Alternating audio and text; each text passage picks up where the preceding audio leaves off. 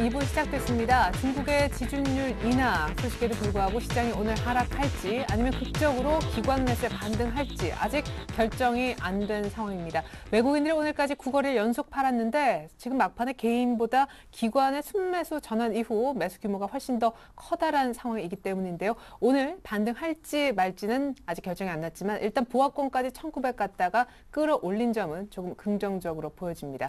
일단 중국 모멘텀에도 시장이 장중에 크게 밀렸다는 점은 조금 부정적인 파트가 되겠는데요. JP모건의 손실 확대 루머도 시장에는 안 좋은 재료였던 것으로 보여집니다. 이제 슬슬 종가가 나오는 분위기인데요. 원달러 환율도 오늘 장중에 1150원 부근까지 갔다가 오후장 들어 상승폭을 약간 줄이는 분위기여서 환시장의 종가도 궁금합니다. 코스닥도 오늘 490을 장중에 좀 내주었었는데요. 개인의 매수만으로 490 회복이 될 수 있을지 모르겠습니다. 삼성전자의 반등 그리고 여전히 강했던 자동차, 소재주들의 종가는 과연 어느 정도일까요? 시황센터 가서 정확한 종가부터 확인하고 돌아오겠습니다. 네, 시황센터입니다. 글로벌 호황제가 겹치면서 국내 시장도 다소 막판에 좀 혼란스러워 보였는데요. 오늘 대부분의 업종이 하락한 가운데 전차 종목은 좀 소폭 반등을 성공했습니다. 반면에 오늘 막판 상승 전환에 성공한 코스피입니다. 오늘 코스피 마감 지수는요, 0.04% 좀 상승한 1917선에서 거래가 진행 중인데요. 이어서 자세한 일중 흐름 먼저 확인해 보겠습니다. 오늘 지수 강보합으로 장을 출발했지만 장중 재차 하락 반전하고 한때 1900포인트까지 저점을 찍기도 했는데요. 오후 들어서 기관이 매수 우위로 전환하면서 지수 하락폭을 좀 만회하는 모습이었습니다. 코스피 마감 지수 살펴보겠습니다. 오늘 코스피 마감 지수는요, 어제보다 0.04% 상승한 1917선에서 종가 마쳤습니다. 자세한 수급 내용 확인해 볼 텐데요. 오늘 프로그램 매매가 3거래일 연속 대량으로 순매도를 보였습니다. 오늘도 역시 2천억 원 넘는 매물이 출회가 됐고요. 외국인도 9거래일째 매도했는데요. 오늘 외국인을 통해서도 1,700억 원이 넘는 매물이 출회가 됐습니다. 반면에 기관이 장중 매수 우위로 전환하면서 오늘 1,200억 원 넘게 사들였고요. 개인 역시 1,000억 원 넘는 매수 우위 보였습니다. 이어서 코스닥 지수입니다. 코스닥 지수는 반면에 2거래일째 하락했는데요. 자세한 일종 흐름 확인해 보겠습니다. 오늘 지수는 강세로 장을 출발했지만 외국인과 기관이 매도세가 좀 커지면서 장중 반락하고 오후장도 약세를 지속했는데요. 오늘 코스닥 마감 지수입니다. 전거래일보다 1.04% 하락한 488선에서 종가 기록했습니다. 수급 내용 확인해 보겠습니다. 오늘 코스닥 시장에서 기관과 외국인이 좀 매도했는데요. 기관이 100억 원 넘게 또 외국인도 200억 원 가까이 매물이 출회가 됐고요. 반면에 개인만이 저가 매수 행진 이어갔습니다. 환율 흐름 살펴보겠습니다. 오늘 환율은 중국의 경기 둔화 우려와 유로존 불안으로 상승 출발해 위험 회피 심리가 지속되면서 상승세를 보였는데요.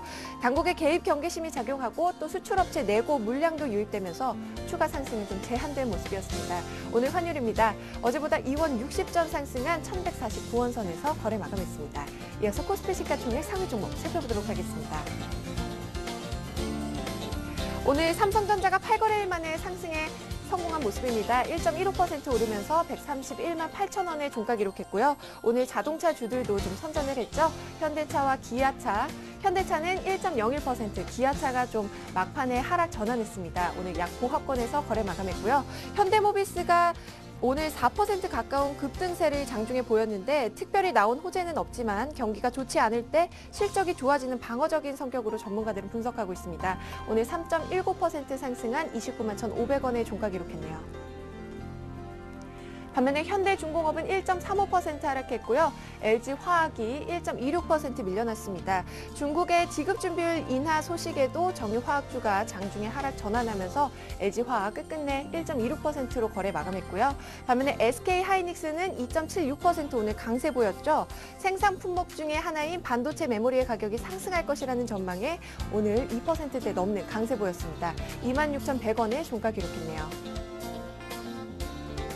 KB금융은 약 보합권에서 SK이노베이션 역시 0.69% 밀려났고요. 반면에 LG전자가 강보합권, 그리고 NHN도 0.21% 상승했습니다. SK텔레콤도 오늘 강보합권에서 13만 6천 원에 거래 마감했네요. 이어서 코스닥 시가총액 상위 종목 살펴보도록 하겠습니다.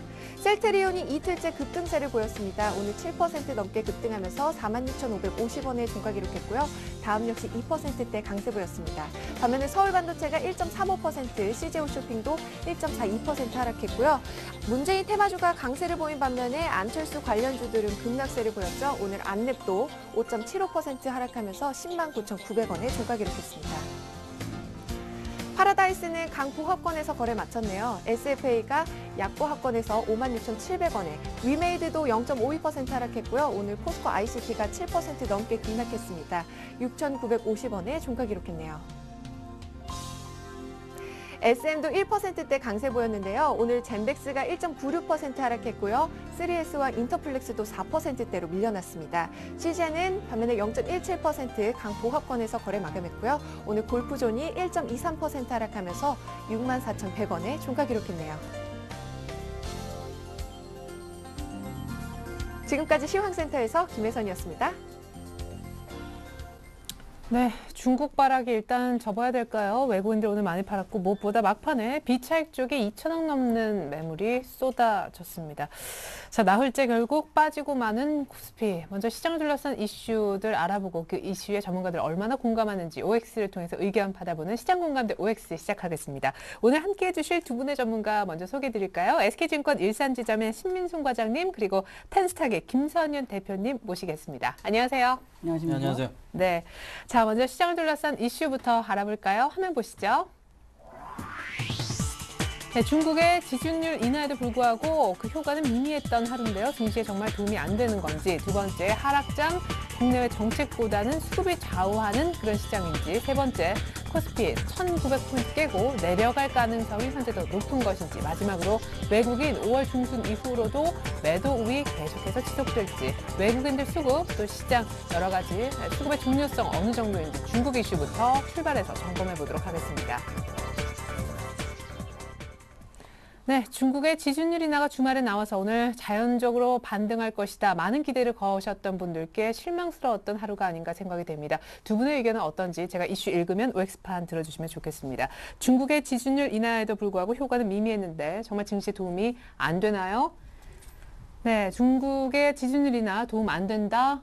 도움이 안 된다가 아니다니까 도움 된다 쪽이시죠? 김선현 대표님, 오늘 시장에 그래도 밀렸는데 좀 좋게 보시는 이유 어디 있어요? 중국 재료를. 네, 일단 시장 상황이 일단 유럽 쪽이 너무나도 안 좋고, 그다음에 미국도 경제 지표 자체도 썩 좋지 않기 때문에 당분간 이제 좀 관심을 가져야 될 쪽이 이제 중국 쪽이라고 여러 뉴스 상황에서 많이 들어보셨을 겁니다. 접해보셨을 텐데, 지금 상황에서 지금 이제 중국에서 더 이제 추가적으로 지난 12월과 2월 이후에 3개월 만에 다시 한번 지준율 인하 0.5% 정도를 했습니다. 그래서 시장이 지금 풀리는 자금 규모 자체는 한 73조 가량 이제 되게 되는데, 그로 인해서 좀 아무래도 이제 기업들의 대출 가능 금액이 커지기 때문에 중국 내수 시장에 좀 어느 정도 좀 부활이 좀 나오지 않을까라는 기대감 때문에 오늘 장 초반에는 코스피 지수가 그래도 어느 정도 좀 상승하는 모습을 보였습니다. 하지만 코스닥과 마찬가지로 코스피가 급격하게 빠지기 시작하면서 특히 이제 기관들이 좀 매도 쪽에 오전장에 보였었는데 다시 이제 오후장에 크게 매수를 해주면서 좀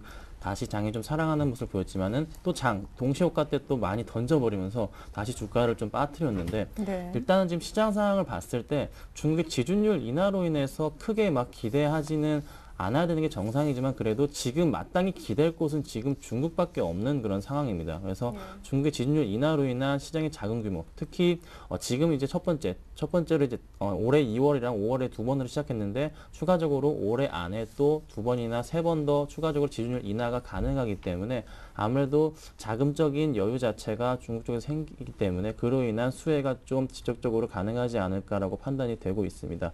그래서 제가 몇 가지 말씀을 드리면은, 자, 왜 이제 중국이 지준율 인하를 했어야 했는지에 대한 이유를 제가 좀 말씀을 드리겠습니다. 지금 보면은, 자, 1분기에 중국 GDP 성장률이 8.1%로 나왔던 것은 다들 알고 계실 겁니다.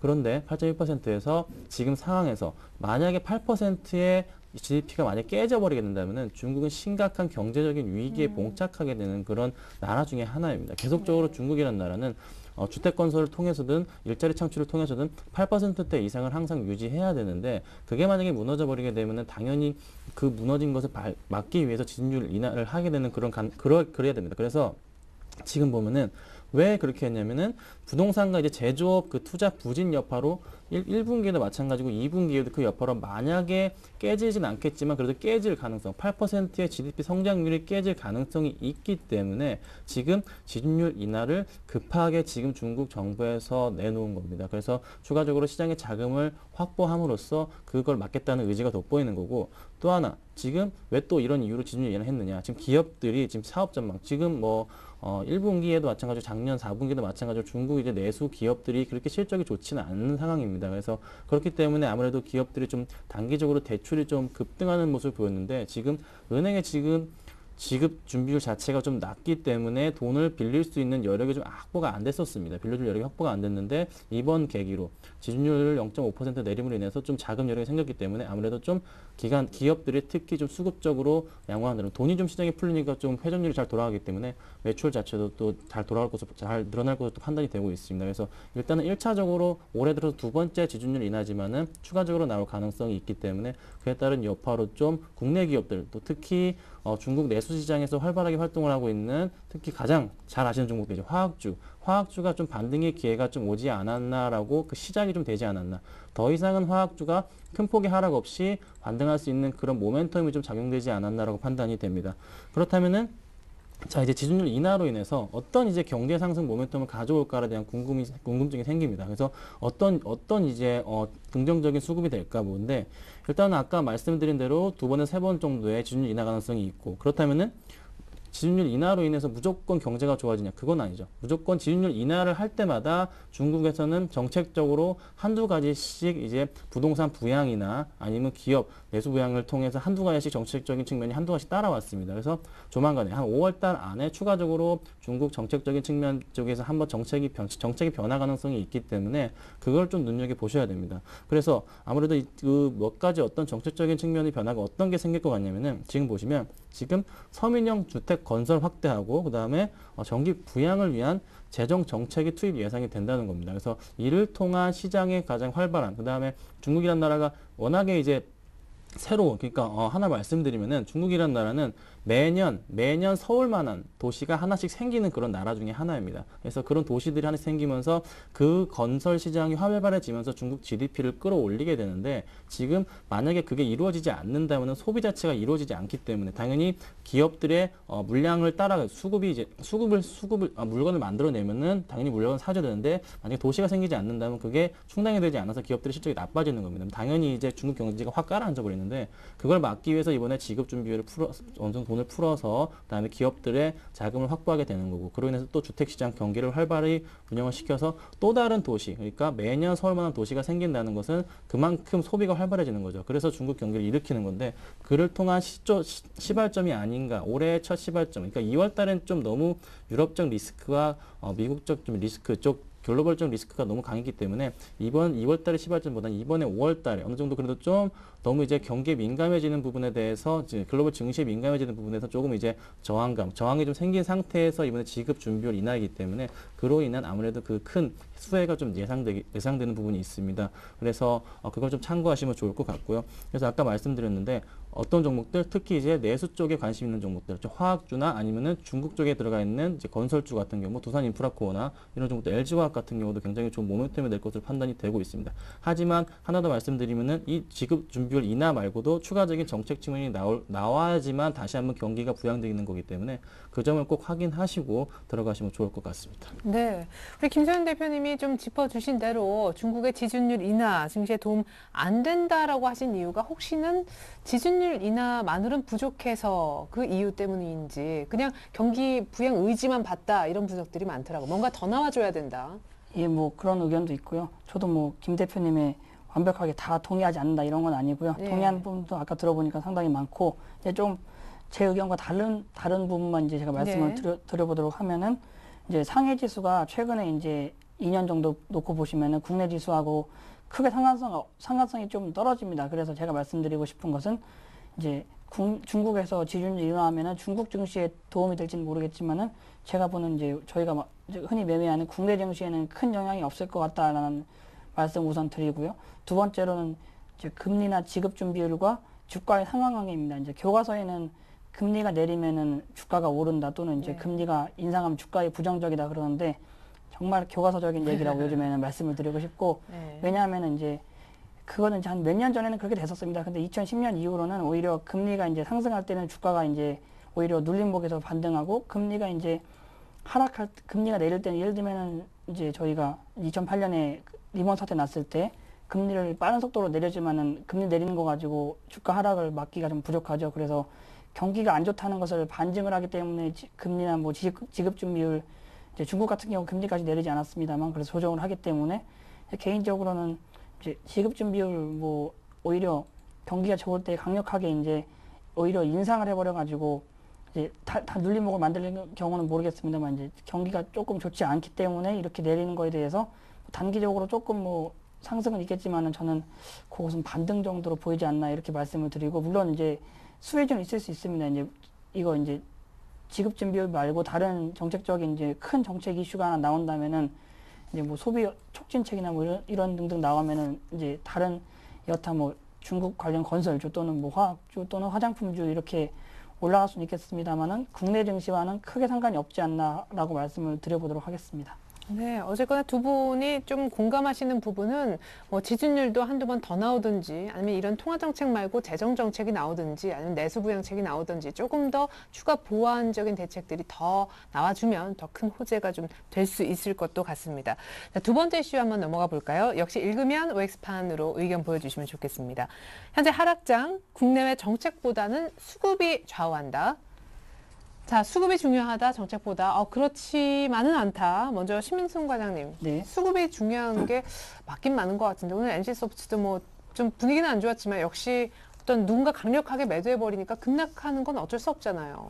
예, 뭐 종목으로 따지면 뭐 그럴 수도 있고 네. 이제 추가적으로 말씀을 드리면은 결론적으로 이제 주식을 사고 파는 거는 주체입니다. 근데 현재 이제 지수로 보면 기술적으로는 21선이 무너지면서 이제 계속 우하향하는 추세가 나오고 있고 종목별로 봐도 이제 예전에 이제 셀트리온 같이 이제 외국인들이 공매도하는 것을 이제 이번에 셀트리온에서 무상증자 얘기가 나오면서 이제 외국인들이 겁먹고 이제 망했죠 이번에. 그래서 급등한 경우가 있고 반대로 이제 아까 앵커께서 말씀하신 대로 NC소프트 같은 종목 개별 종목도 이제 어디 한 주체에서 팔면 떨어지기도 합니다. 근데 제가 이제 이럴 때 왜 정책보다 이제 수급을 말씀드리냐 하는 이유는 정책이라는 것은 이제 흔히 말해서 많이들 보시는 게 이제 미국의 고용 지표 또는 소비자 신뢰 지수 이런 지표들 많이 보십니다. 근데 저는 개인적으로 현장에서 제 고객들한테 그런 이제 뉴스거리는 하락장에서는 절대 읽지 말라고 말씀을 드리는 이유가 네. 이제 하락장에서는 흔히 말해서 이제 한번 이제 주가가 우하향하기 시작했을 때는 정책이고 뭐 차트고 뭐가 나발이고 다 그냥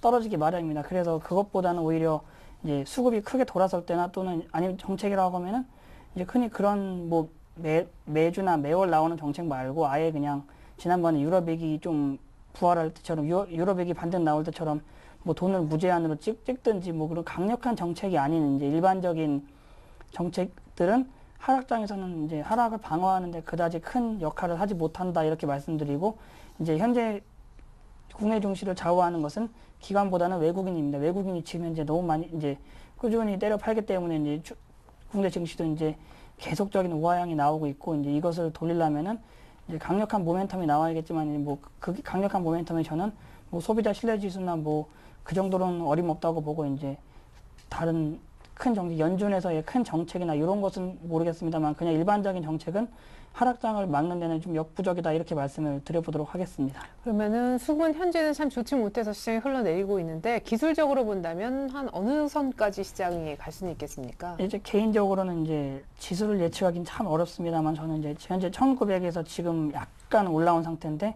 개인적으로는 이제 1850대 이제 그 정도에서 이제 한번 그 정도가 이제 이전에 매물대가 쭉 있었던 곳인데 그 정도까지 하락해야지 어느 정도 외국인들도 이제 충분히 이제 그 정도 되면 해외 증시도 많이 빠지거든요. 그러면 이제 그런 정도 돼야지 이제 만만한 이제 느긋한 유럽에서도 대책을 좀 더 부랴부랴 만들어내지 않을까 이렇게 생각을 하고 있습니다.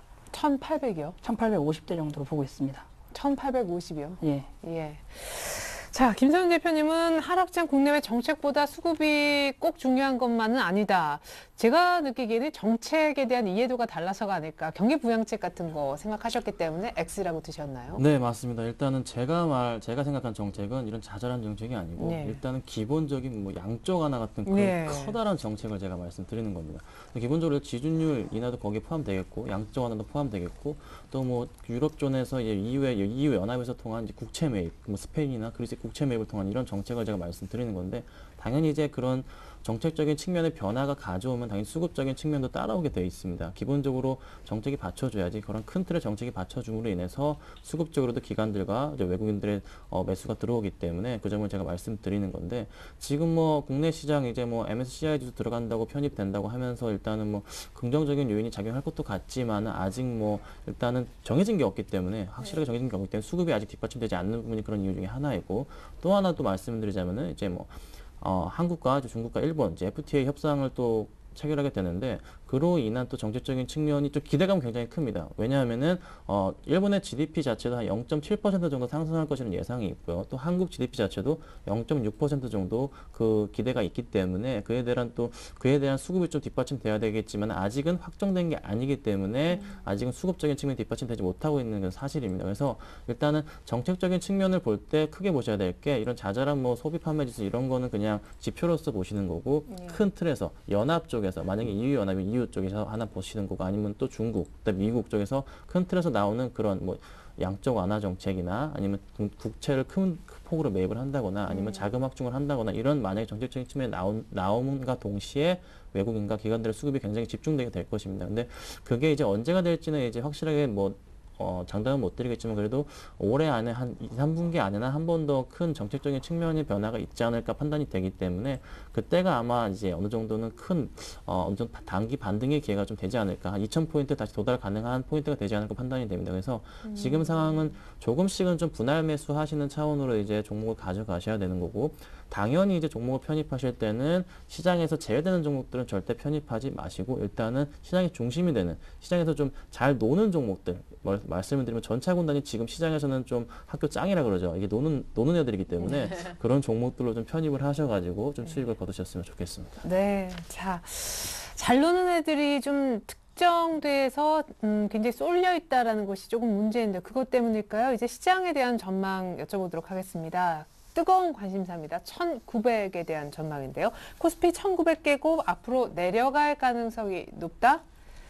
자, 1900 깨고 아까 1850 얘기하셨었고 김선현 대표님은 그렇게 보지 않으시는데 그러려면 미국의 QE3도 좀 빨리 나와야 될 것 같은데. 네, 그렇습니다. 예. QE3도 그렇고 빨리 지준율도 또 한 번 그냥 바로 했으면 좋겠는데 예. 그건 뭐 불가능해 보이고요. 일단은 QE3에 대한 기대감이 다들 이제 갖고 계실 겁니다. 근데 일단 조만간에 빨리 된다면은 한 7, 8월 달쯤 안에 3분기 안에 바로 되지 않을까라는 좀 느낌도 있는데 일단 예상은 올해 말쯤에 한다고 예상하고 있는데 이제 그 기대감이 좀 빨리 실현되지 않을까라는 느낌은 듭니다. 왜냐하면은 지금 시장 자체가 그렇게 썩 좋지 않기 때문인데 특히 이제 미국의 고용 지표 자체가 그렇게 좋지 않기 때문에 지금 상황에서는 아무래도 양쪽 하나에 대한 기대감 자체가 굉장히 큽니다. 그리고 또 버냉키 회장의 발언도 일단은 뭐 긍정적인 발언으로 나오고 있기 때문에 그 점 참고하신다면 일단은 그 가능하리라 보는데 지금 현재 보면은 지금 1900까지 지금 오늘 1913포인트로 장을 마감했습니다. 지금 2000포인트까지 장을 버텨줬던 게 코스피를 버텨줬던 게 이제 전차군단 특히 삼성전자 쪽과 그다음에 현대기아차 쪽의 전차군단 쪽에서 주식을 이제 2000포인트에서 뭐 1950포인트까지 버텨주다가 그 종목들이 다시 한번 힘을 받지 못하면서 삼성전자가 또 마찬가지고 현대차도 마찬가지고 외국인들의 좀 매도세가 나와주면서 다시 한번 코스피 주가가 1950포인트를 깨면서 지금 1913포인트까지 내려왔습니다. 지금 외국인들의 수급이 지금 며칠째 거의 2조 원 거의 가까이 지금 순 매도세가 나오고 있는데 최근 들어서 그렇다는 것은 일단은 외국인들도 일단은 전반적인 시장 자체를 조금은 부정적이라 보고 있기 때문에 지금 어떻게 보면은 코스피 증시 자체가 무조건 그냥 팔아야 되는 악재가 만발하고 있는 그런 시장 중에 하나입니다. 그래서 네네. 현금 보유 쪽이나 이쪽 파생상품 쪽으로 좀 많이 이동하는 것 같은데 지금 상황에서 볼 때 일단은 크게 지금 현재 주가 자체가 1900포인트를 깨기는 만약에 깨더라도 잠깐 깨고 올라오지 제가 최악의 경우 보는 게 880 정도 보고 있기 때문에 네. 그 이하는 떨어질 것 같지가 않은데 그 이유를 왜 그러냐면은 자, 2008년이나 2011년 같은 그런 글로벌 악재의 가능성이 지금은 상쇄하지가 않는 상태입니다. 이미 조금 어느 정도 완충작용을 해주고 있는 정책적인 측면이 뒤에 버티고 있기 때문에 더 이상 이제 큰 폭의 하락은 없다고 판단이 돼서 저는 1900선을 깨고 내려갈 가망성은 있긴 하겠지만은 크진 않다고 이제 말씀을 드릴 수가 있는데 만약에 이제 1900선이 깨진다면은 그때는 이제 강력한 이제 매수 타이밍이 되는데 지금 뭐 코스피 차트를 잠깐 제가 살펴보고 갔으면 좋겠는데 네. 왜 제가 왜 코스피 차트를 제가 말씀을 드리냐면은 코스피 주봉 차트를 보면은 지금 코스피 주봉 차트가 딱 121선이 1900포인트 선입니다. 정확하게 1900포인트 선인데요. 지금 만약에 이 선을 깨고 코스피가 내려간다면은 굉장히 좀 큰 폭의 낙폭과대가 있기 때문에 지금 아무래도 이 선을 방어적 차원에서 기관들이나 수급적인 측면에서 막아줘야 되는 그런 상황이 있습니다. 그래서 일봉으로 보면 이미 뭐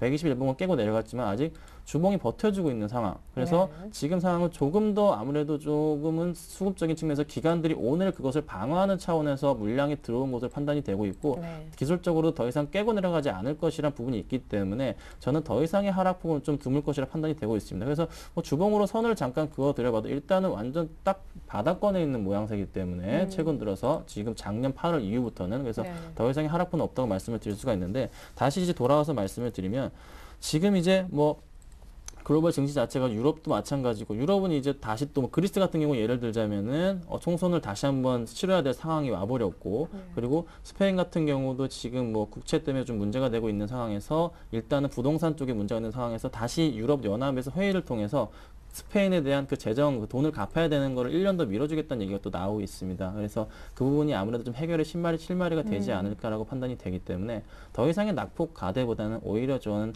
어느 정도 분할 매수 차원의 접근이 필요하지 않을까라고 판단되기 때문에 이 점 좀 참고하시고 투자에 좀 활용하시면 좋을 것 같습니다. 네, 1900 내외에서 바닥 다지고 그다음에 올라갈 가능성이 높다. 좀 긍정적인 비율을 확인해 봤고 신민상 과장님은 우리 김서윤 대표님은 좀 많이 내려간다고 해도 1880인데 아까 왜 1800도 언급하시고 1850까지. 예, 뭐 1800은 아니고 1800대 1850 정도 예. 보는 이유인데 뭐 따지고 보면은 1900이나 1850이나 뭐 50포인트, 뭐 2, 3%밖에 차이 안 나긴 합니다. 근데 네. 그런- 근데 심리적으로 예, 심리적으로는 예. 좀 엄청나죠. 왜냐하면 제가 지난주에 이제 지난주에가 출연할 때가 1950 몇이었는데 그러니까요. 그 당시에는 지수가 빠지지 않으면 다행이라는 말을 한번 한 적이 있었습니다. 근데 아쉽게도 좀 빠지고 말았는데 추가적으로 기술적으로라기보다는 기술적으로는 그렇습니다. 아까 말씀하신 대로 121 주봉 정도면은 어떻게 반등을 놓지 않을까 하는데 아까 제가 말씀드린 이유는 아직 유럽에서도 미적거리고 있고 유럽에서 미적거린다는 얘기는 이제 그쪽에서는 뭐가 일이 터져야지 해결을 합니다. 일이 안 터지면은 줄줄줄 빠질 가능성이 추가적으로 남아 있습니다. 그래서 1900이 바닥이냐 만약에 딱 바닥이라고 했을 때는 이제 저도 이제 현장에서 고객들한테 1900이 바닥이니까는 주식 100% 몰빵하십시오라고 말씀을 드려야 되는데 그럴 자신이 좀 없습니다. 왜냐하면은 네. 투매가 좀 더 나올 수 있기 때문이죠. 그래서 그런 영향 때문에 저는 이제 유럽에서 대응책이 나올 때는 뭔가 지수가 좀 더 한바탕 좀 일이 벌어진 다음에 대응을 하지 않을까. 항상 작년 여름 가을에도 그랬듯이 그래서 일이 작년처럼 그렇게 막 1600, 1700까지는 그런 건 말이 안 되는 것처럼 보이고 한 1800대 중반까지는 어떻게 운이 없으면 한번 좀 쏟을 수도 있지 않나 해서 저는 고객들한테 세일즈 할 때는 그런 식으로 한 1850 정도 됐을 때 이제 세일즈 나오고 한번 시장에 정신이 혼미할 때 그때 좀 매수해 볼까 해서 1900이 딱 바닥이라고 놓기는 조금 이르지 않나 이렇게 말씀을 드려보겠습니다. 그러면 우리 김서윤 대표님은 이쪽 부분에서 바닥을 잡을 것이기 때문에 지금 정도에서 분할 매수 얘기하셨지만 의견이 좀 다르시겠어요? 그러니까 저는 스타일이 이제 한 종목 100% 또는 이제 주식 비중을 채워 들어가기 때문에 분할 매수를 잘 안 하는 성격이라 네. 개인적으로 이제 분할 매수를 했었으면 저도 이제 1900부터 이제 조금 사 모으겠습니다만 이제 한 방에 들어가려면은 조금 기회를 엿보는 게 맞지 않나 이렇게 생각을 하고 있습니다. 네, 분할 매수가 내 스타일이 아니다 하시는 분들은 조금 더 기다렸다 사는 것도 방법일 수 있다는 의견 들어봤습니다. 마지막 이슈입니다. 아, 정말 왜 이러는지 몰라요. 외국인의 매도에 관한 것인데 역시 읽으면 OX판 들어주십시오. 외국인 5월 중순 이후로도 계속해서 팔까? 라는 부분입니다. 자, 계속 판다. 신민성 과장님 아까부터 뭐 외국인 예전에도 뭐 동네에 조금 네. 이렇게 떨어지는 형님이다 이렇게 얘기를 했었는데 외국인이요. 우리 5월 1일 근로자의 날 장 안 열렸었잖아요. 예. 5월 2일부터 오늘까지 계속 팔아가지고 지금 2000에서 1910까지 외국인이 민 것 같아요. 예, 아마 산 날이 거의 없을 겁니다. 뭐 네. 하루 정도 있나는 제가 체크를 못 해봤는데 아마 외국인들은 없어요. 유럽에서 이슈가 나온 이후로부터는 아마 하루도 없다고 보고 네. 이제 추가적으로 외국인이 살려면은 이제 외국인들이 동네 바보형이라는 이제 제가 이제 오명을 하나 붙여줬는데 그런 이유가 지난번에 유럽 위기 때 바닥에서 주식을 다 던졌습니다. 그래서 그런 말씀을 한번 드려봤고 아마 이번에도 역시 2000부터 1900대까지는 이제 잘 팔았습니다만 그 이후로도 아마 추가적으로 더 팔지 않을까. 살려면은 얘네들은 뭔가 모멘텀이 있어야 되는데 모멘텀 특히 정책 관련 기대감이 나오기 전까지는 사지 않고 오히려 이익 실현하는 경향이 크기 때문에 이렇게 본다면은 이제 외국인들도 몇몇 개 종목 말고 시장 전체로 봐서는 매도가 아닌가 이렇게 말씀을 드리고 아마 제 시나리오는 그렇습니다. 아까 1850 말씀드렸는데 그 정도까지 이제 찍고 그때까지 외국인이 팔고 아마 바닥 나오고 아마 1900 다시 넘어섰을 때 그때 아마 다시 사지 않을까 이렇게까지 생각을 한번 해보고 있습니다. 네, 지금도 사실 코스피가 뭐 PER이 한 8.5배 그 정도인데도 외국인들이 일단은 안 들어옵니다. 유럽이 확실하게 풀려야 들어올 건지 또 생각을 해보면 유럽이 확실하게 풀렸던 적이 있었나 싶기도 한데 5월 달에 계속 더 팔 것 같다라는 의견과 그렇지 않다라는 의견 왜 또 조금 좋게 보시는지. 네, 저도 일단 X 들었었는데, 그래요? O 들었는데, 네네. 계속 팔 거라고 네, 저도 생각하시는. 계속 팔 거라고 보는데, 네. 저는 일단 너무 팔 것 같지는 않고요. 저는 약간 좀 그래도 어느 정도 좀 줄여가지 않을까라고 판단을 하고 있습니다. 그래서 네. 제가 이 뒷받침되는 이유를 아까도 계속 좀 말씀을 드렸는데 지금 상황 자체는 일단은 더 이상의 하락폭을 만약에 키운다면은 코스피 지수 자체가 너무 무너져 버리기 때문에 지금 상황폭에서는 더 이상의 낙폭과대는 없을 거라고 판단이 되고 있고 외국인들 좀 매도세가 뭐 오늘까지 해서 거의 뭐 한 2조 원 가까이 거의 순매도 10일 정도 이상을 좀 해왔습니다. 그래서 근로자 날 이후로 계속 매도를 때리고 왔는데 지금 상황에서 만약에 또 이 이상의 지금 외국인들이 매도가 나오면 안 되는 상황이기 때문에 기관들이 오늘 다시 방어적 차원에서 투신권을 중심으로 특히 연기금도 좀 들어와 줬는데 그래서 방어적 차원에서 매수가 좀 들어왔던 부분이 있고 그래서 또 만약에 또 더 이상 또 2조 원을 넘어가는 금액이 외국인들이 매도가 나온다면은 또 한 번 또 기관들의 방어적 차원에서 매수가 들어올 가능성이 높습니다. 특히 1900포인트 내외에서는요. 그쪽에서는. 네. 그래서 지금 상황은 오히려 외국인들의 매도세가 좀 나올 가능성이 높지만은 정책적인 측면의 변화가 지금 눈에 보이는 상황이기 때문에 좀 단기적으로는 더 이상의 조금은 있겠지만 더 이상 큰 폭의 매도세는 없을 것 같이 판단이 되기 때문에 지금 그냥 아까도 말씀드린 대로 좀 분할 매수 차원에서 종목을 좀 편입해 보시는 것도 나쁘지 않아 보입니다. 네, 좋습니다. 자, 이렇게 해서 두 분의 전문가와 함께 현 시장 공감대 알아봤습니다.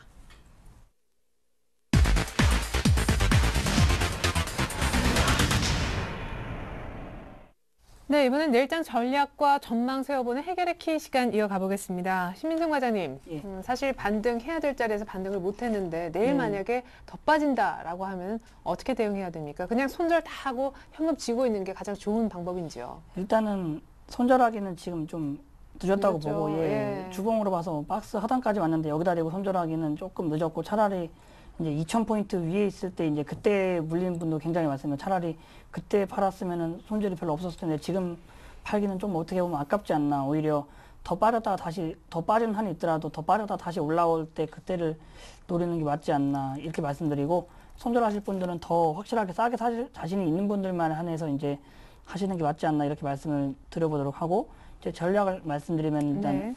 21선을 기준으로 봤을 때 이제 어느 업종이나 마찬가지입니다. 20일 라인을 기준으로 놓고 21선 밑에 있는 종목들은 이제 지수가 우하향할 때는 쳐다보지 않는 게 제 개인적인 생각이라고 보고 있고 이제 역시 올해는 이제 핫코드가 실적입니다. 그래서 작년까지는 유동성 장세에 있었기 때문에 어지간한 종목들이 이제 돈의 힘으로 올라갔지만 이제 올해는 실적 장세이기 때문에 그렇지가 않습니다. 그래서 외국인들도 또 기관들도 마찬가지고 기관들도 작년 같은 경우는 주가가 빠질 때마다 돈이 이제 펀드로 많이 들어왔었습니다. 근데 올해는 지금 1900 초반까지 왔는데 이제 펀드로의 유입이 거의 없습니다. 그래서 기관들도 돈이 그렇게 많지는 않다고 보고 있고 그래서 아마 기관들도 이제 선택과 집중을 할 가능성이 높기 때문에 이제 어느 종목이 간다 그래가지고 그 종목 너무 올랐네 나는 못 사겠다 이렇게 생각하면은 계속적으로 시장에서 소외당합니다. 그래서 이제 그런 종목 확인하셔가지고 수급과 이제 실적이 뒷받침되는 종목 위주로 좀 컨택을 하시는 게 바람직하다 이렇게 말씀을 드려보도록 하겠습니다. 네, 확실하게 실적이 되는 종목, 21선이 좀 살아있는 종목 정도로만 압축하자.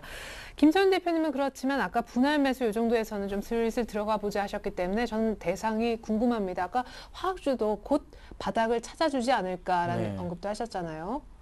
네, 그렇습니다. 일단은 뭐 내일장 잠깐 말씀을 드리면은 지금 현 상황에서 지금 뭐 S&P 500 선물이나 나스닥 선물이 소폭 이제 하락하는 모습 보여주고 있기 때문에 지금 내일장 한 1900, 1880에서 한 1910 정도 소폭 하락하는 모습을 좀 보여줄 것 같습니다. 하지만 큰 폭의 내림세는 없을 것 같고 지금 네. 그냥 약보합 수준에서 머물지 않을까 해서 제가 이렇게 포인트를 잡아드렸고요.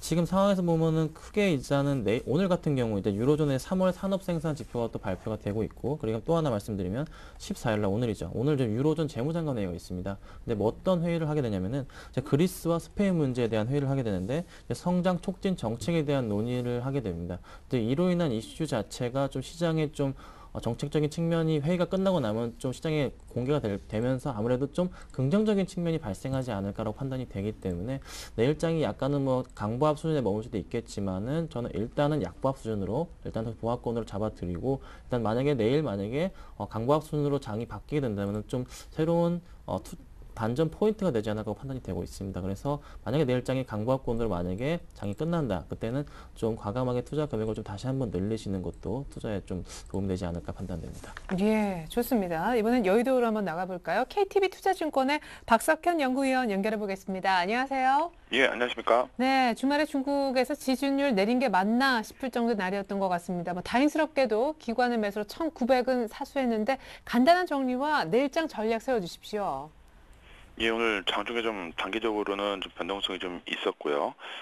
장중에 이제 1900포인트에 대한 어떤 그 붕괴 우려감이 작용을 하기도 했지만, 일단 장중 1900포인트 저점으로 반등을 시도를 하는 모습을 보였기 때문에 종가 기준으로 약보합으로 마감이 됐지만 반등 시도에 대한 어떤 기대 요인들이 좀 작용을 하고 있는 것 같고요. 다만 외국인 매도가 지속이 되고 있는 상황이기 때문에 수급적인 압박 부분들은 이어져 가고 있다라고 볼 수 있을 것 같습니다. 예. 이런 가운데 오늘 밤에 이제 유럽 재무장관 회담이 열리죠. 독일, 프랑스 정상회담도 코앞인데요. 외국인들의 마음이 오늘 밤을 좀 계기로 돌아설 수 있을까요? 일단 그 유럽 부분에 있어서의 어떤 진정 여부가 일단 1차적인 관건으로 좀 부각이 되고 있는데, 네. 독일, 프랑스 정상회담에서 어떤 특별한 결과가 나오지는 않을 것으로 예상이 되고 있습니다. 다만 이제는 기존의 어떤 유럽 부분에 있어의 정치적 불협화음은 네. 긴축에 대한 어떤 불만족을 표시하는 나라들하고 긴축을 이제 주장하는 나라들하고의 어떤 대립선이었는데, 이번 그 독일과 프랑스 정상회담을 계기로 성장에 대한 어떤 유럽 관점에서의 논의가 본격적으로 이루어질 가능성이 높다라고 볼 수 있을 것 같고요.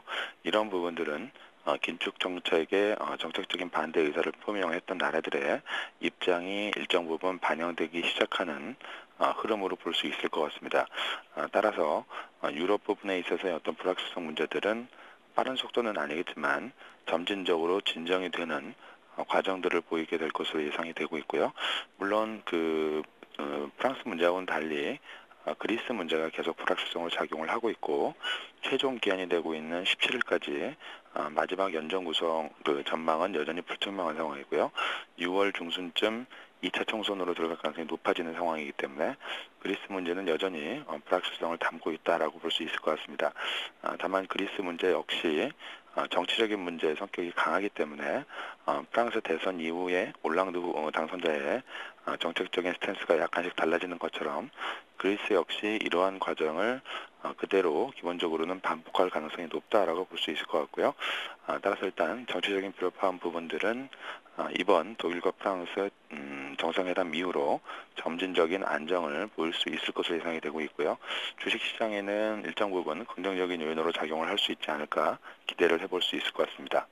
예, 그러면은 좀 흐트러졌던 이 유럽 쪽의 공조가 다시금 그래도 조금 완전한 해결은 아니지만 모아지면서 유럽 쪽 안정화를 기대한다. 그럼 이번 주도 주 초반에 이렇게 좀 많이 첫날부터 흔들렸지만 주 후반 들어서 조금 반등이 나올까요?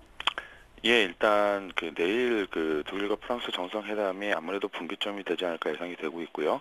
기술적인 측면에서도 단기적으로 하락 일변도 흐름이 지속이 되어 왔기 때문에 반등 시도가 예상이 될 수 있을 것 같고요. 중국의 지준율 인하가 전반적인 투자 심리에 묻혀 있는 상황이긴 하지만 유럽 문제가 진정이 될 수 있다면 중국 쪽 지준율 인하 부분도 후행적으로 주가에 좀 영향을 미칠 수 있지 않을까 기대를 할 수 있을 것 같고요.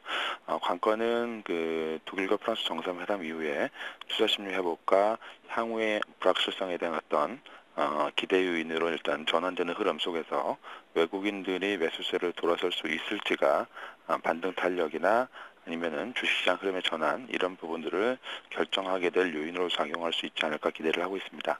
네, 재밌는 분석해 주셨네요. 유럽 문제가 조금 풀리면 중국의 지준율 인하도 재조명 받을 수 있다는 분석도 있었습니다. KTB 투자증권 박석현 연구위원의 도움 말씀이었습니다. 전략 감사합니다. 예, 감사합니다.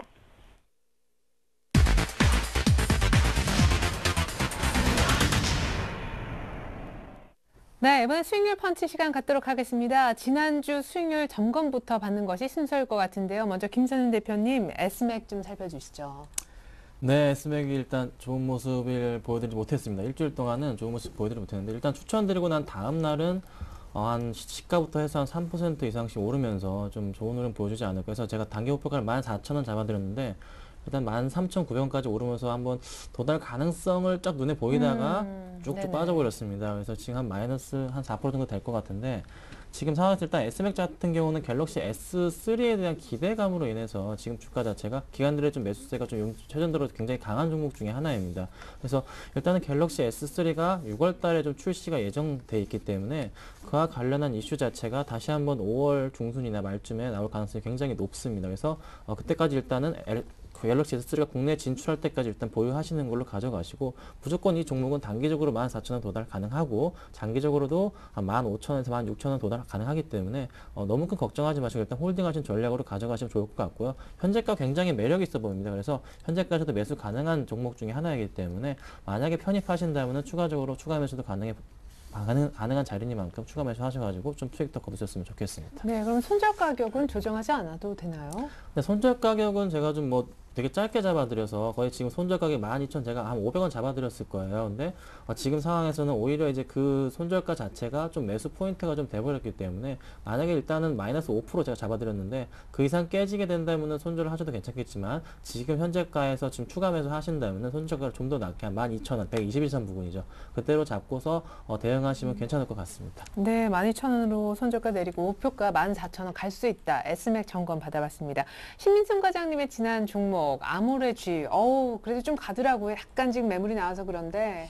네, 코스피 200 종목이라 아무래도 지수가 보완만 돼서도 조금 더 좋았을 텐데. 네, 또 다른 신고가를 몇 번 냈었죠, 그래도. 예, 그래도 한 32만대 중반까지 갔으니까는 아마 매수하신 분도 저도 매수를 해서 지금까지 들고 있지만은 한번 물론 팔고 다시 사가지고 지금까지 들고 있습니다만 이제 매수하신 분들이나 아니면 다시 이제 한번 단타하신 분들이나 추가적으로 지금 다시 매입한 가격이랑 거의 흡사합니다만 추가적으로 한 21선 라인 잡고 다시 이제 속된 말로 들이대도 괜찮다 이렇게 말씀을 드릴 수 있겠고 그 이후로는 이제 아모레쥐가 이제 AVCNC나 아니면 LG생활건강 이런 것처럼 마찬가지로 아모레쥐에도 이제 에뛰드나 이제 이니스프리 같은 저가 화장품 특히 중국에서 이제 불티납니다. 한국에서도 마찬가지고 그래서 이게 속칭 말하는 아줌마식 투자 방법인데 네. 이제 아줌마들이 이제 흔히 좋다 자기가 써보고 좋으면은 주식 사시거든요. 그래서 네. 좀 저도 그런데. 예 그래서 벌써 아주. 재미난 투자긴 한데 성공률도 의외로 높더라고요. 그래서 네. 저도 이제 아줌마식 투자를 한번 해보긴 했는데 결론적으로는 우상향하고 있는 만큼 이제 21선 크게 훼손하지 않으면은 좀 그대로 유지한 이제 바이앤홀드 모양으로 가도 좋지 않나 이렇게 말씀을 드려보도록 하겠습니다. 네, 좋습니다. 이렇게 해서 아모레쥐 점검까지 받아봤습니다. 이제 두 분이 이렇게 좀 시장이 어려울 때 특히 김소연 대표님은 오히려 기회가 왔다 식으로 언급을 해주셨기 때문에 어떤 종목을 오늘 준비하셨는지 궁금한데요. 화면을 통해서 종목부터 보고 오겠습니다. 자, 신민성 과장님은 대상을 혹시 아줌마식 투자법을 고려하셨을까요? 일단 대상을 준비를 하셨고요. 김소연 대표님은 JC 게임주 들고 나오셨습니다. 자, 김소연 대표님이 앞서서 요즘 같은 시장에서 보면은 잘 노는 종목이 있다 소위 이런 표현을 하셨는데 혹시 잘 놀기 때문에 이 종목을 고르셨나요? 네, 이 종목 일주일 동안 굉장히 잘 놀 것 같아서 계속 네네. 가지고 나왔습니다. 그래서 투자 포인트 중에 가장 큰 포인트를 말씀드리면은 이제 페이스북이 오늘 18일 날 상장을 합니다. 나스닥에 상장을 하는데 그와 관련한 최대 국내 이제 SNG 소셜 네트워크 게임 중에 가장 큰 수혜주로서 지금 각광을 받고 있는 그런 종목 중에 하나입니다. 왜냐하면은 페이스북에 상장을 하게 되면서 지금 그 소셜 네트워크 게임 중에 룰더 스카이라는 게임이 JC에서 지금 만들어서 굉장히 매출 자체가 높은 게임 중에 하나인데 그 게임 자체가 이제 페이스북에 있는 그 젠가 게임처럼 그쪽에 이제 실릴 가능성이 있습니다. 그래서 그쪽이 같이 연동될 가능성이 높아졌기 때문에 그 가능성으로 아무래도 지금 추가적인 상승이 좀 가능해 보이는 그런 자리 중에 하나인데 JC는 좀 재밌습니다. 이제 넥슨에 피인수 되면서 주가 자체가 2만 원 초반에서 4만 원까지 올랐던 적이 있습니다. 그 후로서 계속 지금 등락폭을 왔다 갔다 움직여주면서 지금 계속 거의 바닥권에 지금 머물러 있는 상태 중에 하나인데 네. 일단은 실적 자체는 워낙 좋기 때문에 제가 실적은 말씀을 안 드리고 제가 뭐 차트 보면서 잠깐 말씀을 드리도록 하겠습니다. 자, 이때가 이제 가장 처음에 언제 작년 10월 달쯤일 거예요. 이때 이제 넥슨의 피인수설이 크게 돌면서 주가 자체가 큰 폭으로 한번 상승을 합니다. 그래서 한 4만 원 정도까지 큰 폭으로 상승을 한 다음에 그 이후에 다시 한번 이제 긴 횡보 기간을 이제 거치고 있는 상태인데 지금 다시 한번 주가의 반등 자리를 좀 노려볼 만한 상황을 제가 말씀을 드릴 수가 있는데요. 그걸 왜 그러냐면은 지금 주가 자체가 그때 이후로 계단식 하락을 조금씩 저점을 낮추면서 조금씩 내려오다가 지금 다시 한번 페이스북이라는 큰 투자 포인트, 페이스북이라는 모멘텀을 만났기 때문에 단기적인 상승이 또 가능한 자리라고 제가 말씀을 드릴 수가 있겠습니다. 그래서 이때 당시마다 큰 이슈 자체는 없이 그냥 SNG란 게임 자체의 이슈로 인해서 주가가 좀 상승하는 모습을 보였는데 지금은 SNG 중에서도 가장 대표격인 페이스북에 연동이 돼서 룰더 스카이라는 게임이 세계 시장에 나가기 때문에 그로 인한 이슈로 굉장히 큰 폭의 상승을 가져올 가능성이 높아 보입니다. 그리고 또 하나 이제 말씀을 드리면은 지금 현재 넥슨 같은 경우가 지금 인수를 하면서 지분이 좀 작았었습니다. 근데 이때 큰 폭으로 이제 상승을 할 때마다 작년 12월과 그리고 이때 2월, 올해 2월 같은 경우 상승한 이유 중에 하나가 바로 넥슨 쪽에서 지분 인수를 추가적으로 하면서 지분 매입을 하면서 상승을 했던 계기가 됐었는데 지금 또다시 지분 자체가 현재까지 한 27% 정도를 보유하고 있습니다. 하지만 아직도 좀 경영권 안정을 위해서는 부족한 상태입니다. 30% 이상은 돼줘야 되기 때문에 지금 추가적으로 계속적으로 매입을 다시 한번 시작한 단계가 아닐까라고 판단이 되고 있습니다. 그래서 지금 상황은 오히려 현재가에서 한 번 더 반등을 한다면은 다시 한번 4만 원 정도까지 갈 수 있는 그런 자리라고 말씀을 드릴 수가 있겠고요. 그를 뒷받침하듯이 지금 기관들의 매수세가 굉장히 지금 강하게 들어오고 있습니다. 지금 거래량 자체가 JC 같은 경우는 지금 오늘 거래량도 뭐 16만 주 정도밖에 안 되고 대부분 거래량이 보통 10만 주 정도밖에 안 되는 그런 상황에도 불구하고 기관들이 계속 그 20% 가까이 되는 거의 2만 주 가까이 매수가 계속 들어오기 때문에 최근 들어서 지금 6거래일째 연속으로 기관들의 매수가 들어오고 있습니다. 그래서 제가 가장 좋아하는 그런 모양 중에 하나가 개인들이 열심히 빠져주면서 외국인과 기관들이 좀 들어와주는 모습인데 지금 딱 그 모양새를 보여주면서 차트가 지금 다시 반등하는 모습을 보여주고 있기 때문에 지금 추가적으로 한 32,500원 안쪽에서 좀 매수를 하신다면은 단기적으로 일단은 제가 한 35,000원 정도까지 딱 5% 정도만 보고 가져가시고 35,000원 정도까지만 가져가시고요. 그리고 만약에 주가 자체가 흔들려서 만약에 시장지가 깨지게 된다면은 뭐 한 3만 원 정도까지 볼 수 있겠지만은 이 종목 같은 경우는 시장의 영향을 안 받는 그런 종목 중에 하나, 특히 게임적으로 그렇죠. 그런 종목 중에 하나이기 때문에 지금 시장에서는 오히려 지금 가격에서 매수하셔가지고 수익을 좀 보셨으면 좋겠습니다. 네, 김소연 대표님의 JCE 설명 들어봤습니다. 신민승화자님의 대상, 혹시 이 종목의 호실적에 21선이 살아있는 종목인가요? 일단은 실적도 괜찮고 그 다음에 21선은 지금 딱 도달해 와 있습니다. 추가적으로 말씀드리면은 이제 아까 아모레지 같은 이제 종목이나 대상이나 코스피 200 내에 들어와 있고 어떻게 보면 이제 경기 민감주보다는 약간 방어적 성격을 가지고 있습니다. 그래서 현재 지수가 안 좋고 외국인들이나 이제 기관들이 흔히 말해 투심이 별로 안 좋을 때 이제 너무 경기 민감주에 덤벼들기보다는 신고가에서 약간 눌림 받은 대상 정도로 이제 제가 이제 컨택을 하나 해왔습니다. 그래서 간단하게 이제 말씀드리면은 기술적으로 차트 보면서 간단히 설명을 드려보도록 하겠습니다. 현재 이제 기술적으로만 보자면은 이제 오렌지색이 이제 두꺼운 오렌지색 20일 라인입니다. 그래서 20일 라인에서 눌림목에서 이제 조정받고 올라가고 다시 이제 조정받고 눌림목까지 왔습니다. 그래서 한번 제가 목표가 2만 원까지 한번 잡아보고 손절가는 21선을 하회하는 17,000원 정도로 일단은 제시를 해드리도록 하고 한 가지 팁을 말씀드리면 이제 이 종목에 이제 해조 원가가 내려가고 있습니다. 그래서 원재료 가격인 옥수수 등 포함해서 이제 당이나 이제 원재료인 옥수수가 내려가기 때문에 이제 영업이익에는 보다 도움이 되지 않나 이렇게 말씀을 드려보도록 하겠습니다. 네, 이렇게 해서 신민승 과장님의 대상 설명까지 들어봤습니다. 펀치 종목 이제 결정된 것 같죠? 화면 통해서 마지막으로 정리해 드릴게요. 자, 신민승 과장님의 대상, 그리고 김선희 대표님의 JCE 추천 사유와 가격 간단하게 보여드리면요. 이렇게 해서 대상 대 JCE의 대결이 한 주간 펼쳐질 텐데요. 자, 먼저 신민승 과장님의 대상입니다. 외국인들도 꾸준히 사주고 있고 무엇보다 원재료 가격이 떨어지면서 영업이익이 증가할 가능성이 높죠. 호실적인 21선이 살아있는 종목 2만 원까지 목표가 제시해 주셨습니다. 내일 시초 매수 의견 주셨고요. 김찬윤 대표님의 JCE는요. 일단 페이스북에 상장 앞두고 SNG 게임 최대 수혜주로 부각될 가능성 무엇보다 기관이 6일 연속 매집하고 있습니다. 매수가 32,500원 밑에 그리고 목표가 35,000원, 손절가 3만 원 잡고 한번 사보셔도 좋을 것 같습니다. 네, 이렇게 해서 오늘 두 분의 전문가와는 인사 나누겠습니다. 신민승 과장님, 김선윤 대표님이었습니다. 고맙습니다. 감사합니다. 네, 서울현대TV 샘플러스에서 투자 전략 세미나를 개최합니다. 상위 1% 투자자들의 포트폴리오 관리 방법이란 주제로 열리는데 오늘 토요일 오후 2시부터 5시까지 하이투자증권 송파 지점에서 열립니다. 참가비 없으니까 여러분들의 많은 관심과 참여 부탁드립니다. 전 내일 다시 올게요. 고맙습니다.